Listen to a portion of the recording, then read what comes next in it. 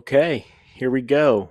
The Unqualified podcast, coaches, not trainers. Um, this is episode number 1. The first questions that might come to your mind are, why is this guy sitting on a couch? Um, so ultimately, I've tried to do content in the past, like probably almost everybody else in the fitness industry, when you realize content can be a big piece of building a business or building your client base, whatever. And so when I've tried to do content in the past, I felt like it needed to be super refined and it needed to look a certain way. um, and when I got in front of a camera, I was super uncomfortable. I think the first time I tried to record a video, I I probably did at least 40 takes. I'd stumble over a word and it was like, okay, yep, I got to restart, and just doing that over and over and over again.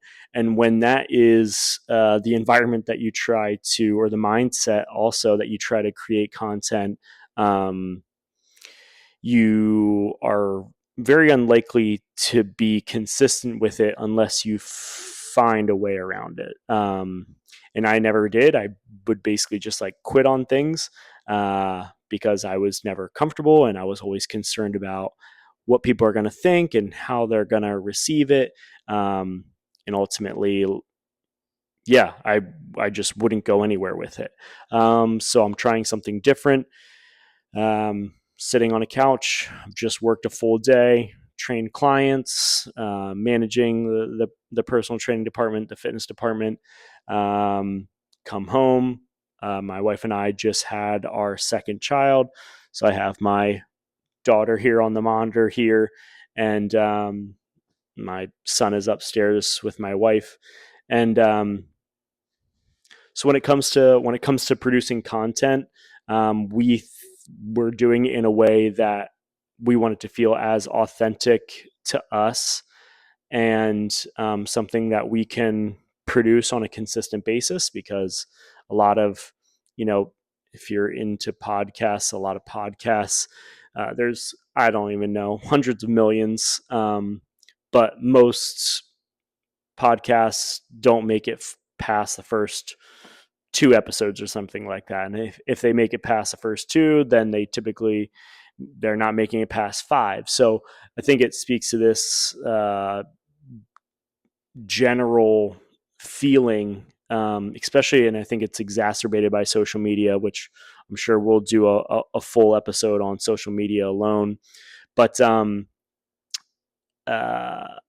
yeah, I think it speaks to this epidemic that we have in our society of, like, we often don't do things even though we think it could be beneficial for ourselves or for other people, just because of what other people think. um, and I know I found myself in that, but I've been doing a lot of like reading and a lot of just like, self improvement, as much as I don't like that word. um, just trying to like get past that and produce what I think is authentic, and hope that it resonates with people. But if it doesn't really matter, because I produced what I thought was of value, and just doing it out of my enjoyment of it, rather than how it's going to be received. So that is the long-winded answer to maybe one of your first thoughts of, why is this guy sitting on his couch recording? Um, but to the podcast itself, so Unqualified is designed specifically for not trainers, coaches in the fitness industry. Ultimately, Unqualified, the reason that we came up with this title, it kind of has multiple dimensions to it, but one of them being that a lot of trainers, when it comes to other healthcare professions, are kind of looked down upon, whether it be physical therapists or whether it be medical doctors or whatever. They don't trust trainers to deliver the health and wellness outcomes that ultimately people really need in this world. And so they see us as unqualified. some of it's warranted, some of it's not. As if you've worked in the industry, you probably, and you're listening to this podcast, you're probably not someone who follows fads and is doesn't care about their professional education, which is a cool thing. The fact that you're interested in being in improving as a professional. So unqualified kind of is this little like tongue in cheek of oftentimes trainers are called unqualified with varying levels of truth by other health professionals, but also too like kind of tying it in with what we were talking about in the beginning. Like oftentimes, I think a lot of trainers in the industry, trainers slash coaches, we feel this imposter syndrome. I think it's pretty much everybody in the fitness industry, regardless of how much you know. There's someone out there that will always know more than you, and you'll feel inadequate to be able to give people advice. And so it's this. It can unqualified can also serve as this like narrative that we often tell ourselves, and that I'm not qualified, or I don't know enough to help this person make progress. So it's kind of touching on this idea of performance health consulting, the business that Caitlin and I have started, that it deals with really like tangible mental things that we deal with in the fitness industry. And I know it's not the fitness industry exclusively, but I see it a lot. And having worked in it, this is my area of interest. And so I like to just speak to the things that I see. So ultimately, these podcast episodes are probably going to be pretty short. They're going to be 5-10 minutes or so. It'll typically be solo, so either myself or Caitlin. Sometimes we'll do a joint episode, but that will typically probably be over Zoom. So I don't like doing that over Zoom as much, but we're just trying to produce what is going to be, like I said, consistent and authentic for us.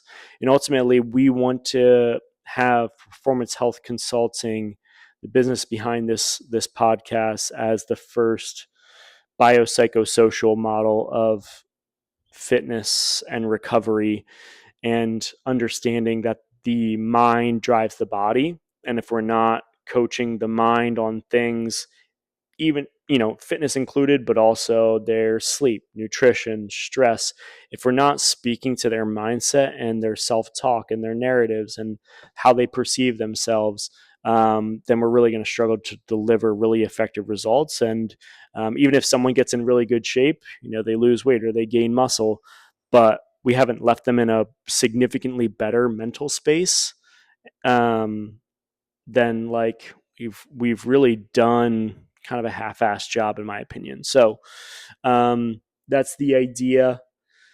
Um,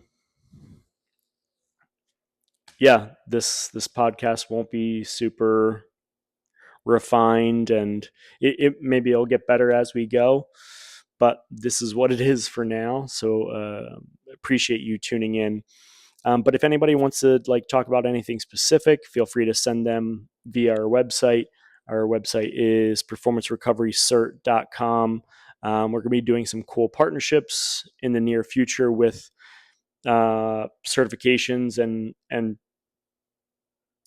professionals in the industry that we are really aligned with in terms of approach and how we think about things, both on the fitness side, but also on the recovery side. So this business has been a work in progress for several years now. I think I initially had this idea of helping gyms coach their members beyond just the workouts back in 2017, 2018. And I got really obsessed with the recovery side of things, but I wasn't sure like to what degree it would pan out. So I've worked in fitness technology.